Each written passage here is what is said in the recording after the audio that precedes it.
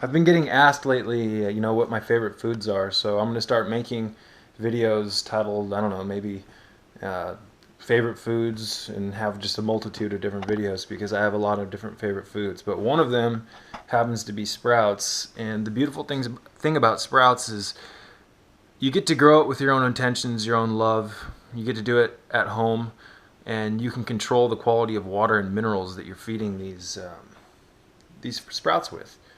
So that you get at the store are junk compared to homegrown sprouts.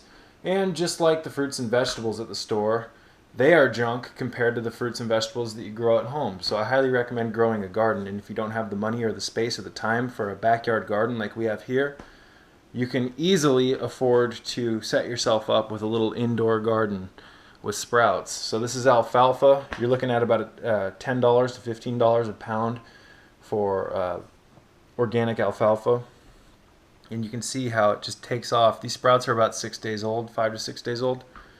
So you have to soak them, then you germinate them, they sprout, and then you just water them every day. And this is a neat little contraption, a little sprouter. However, you can go to Walmart and buy just empty BPA-free plastic containers and make your own sprouters for much cheaper. And here I have a little bit of mung beans that I'm sprouting.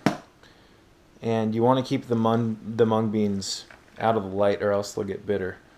So these take a little bit longer than the sprouts,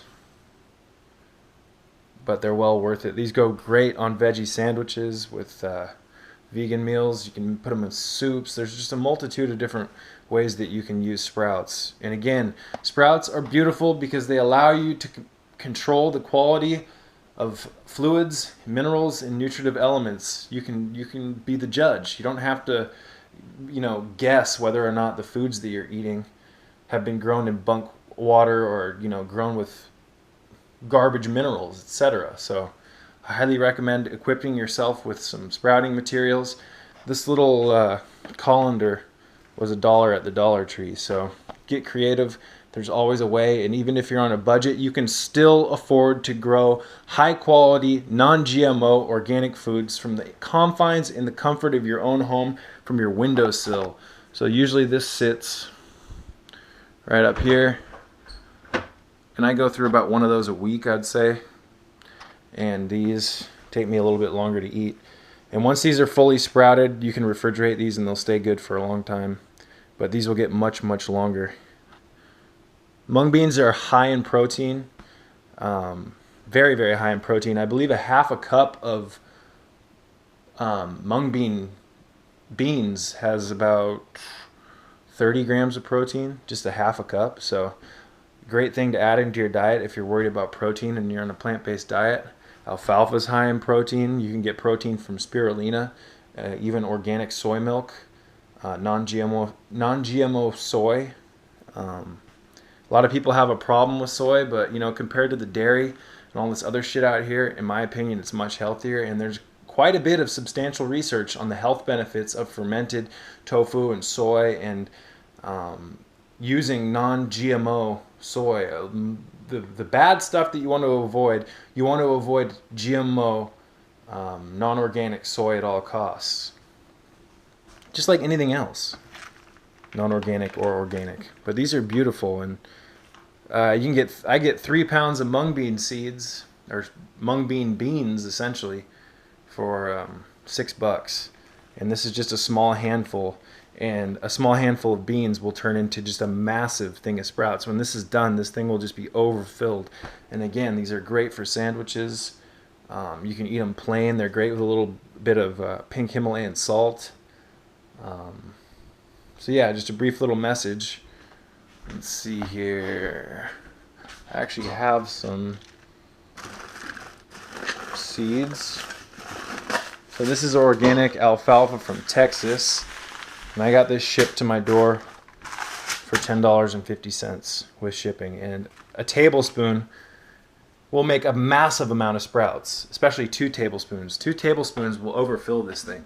So you can see the amount of food that you get for a very, very little cost. And a lot of people eat sprouts from the store. Sprouts from the store are disgusting compared to sprouts that you grow at home. Every time I've ever bought sprouts at home and opened them, they've been covered with a slimy coating. they've smelled weird, they've gotten brown, etc. So, not to mention, a little tiny thing of sprouts at the store is ridiculously expensive. So with this $10.50 bag of alfalfa sprouts, you can make hundreds, probably even thousands of those little containers of sprouts that you're getting at your supermarkets.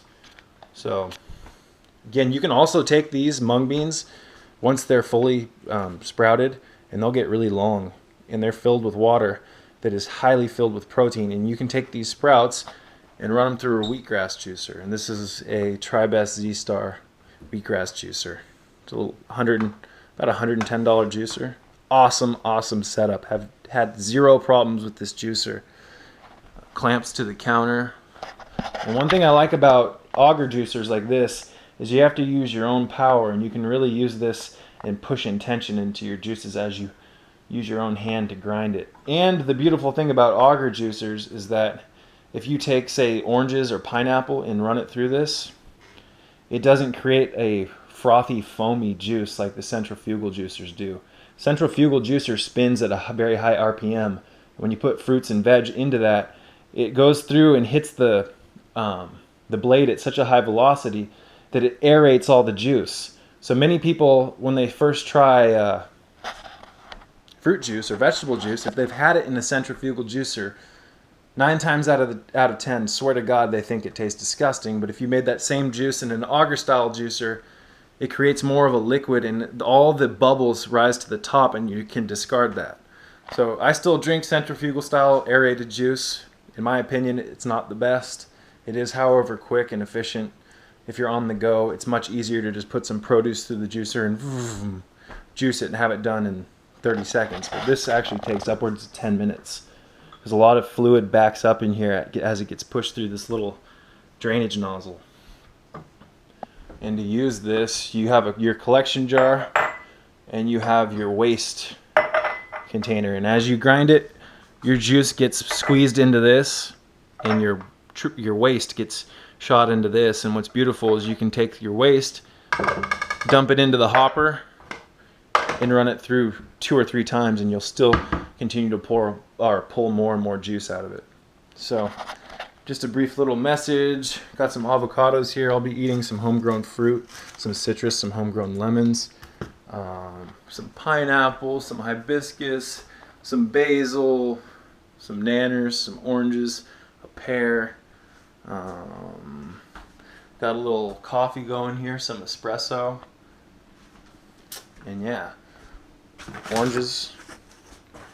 Big old box of oranges for the orange juice.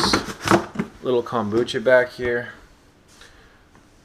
These cultures are years old, and they're still highly alive and produce just a perfect living water filled with B vitamins, and different enzymes, and probiotic constituents. Kombucha is an awesome drink. Been meaning to make a how-to video on how to make this particular brew, and I will get to that soon. But you know, you can see when you're serious about health, you go out of your way to be serious about it. And if you want to remain healthy and be healthy and stick to your health program, you really want to get yourself a cabinet in your kitchen or somewhere in your house where you can keep everything cataloged and organized, because it's much easier to eat things when they're consolidated in a special spot. Whereas if you have your herbs scattered all over the place, you know, it's not as easy to consume them. And you want to keep all your stuff in your kitchen. Many people, I mean, a lot of people, they think that the stove and the microwave and the refrigerator are more important than a health cabinet, but essentially in this entire fucking kitchen, this is the most important cabinet. So you also want to keep the refrigerator stocked full of good stuff. Organic greens, organic spinach, apples, cucumbers, and this is store-bought. And let me tell you, store-bought produce is nowhere near the power of homegrown, but you do what you can in this matrix. I try to make 90% of what I consume foods that we grow here. And unfortunately, we don't grow potatoes, so I'm forced to, I mean, we have grown potatoes in the past, but you do what you do with what you can. You set your intentions high, get that connection to source again, start living in an alkaline way. Bingo. Peace be with you.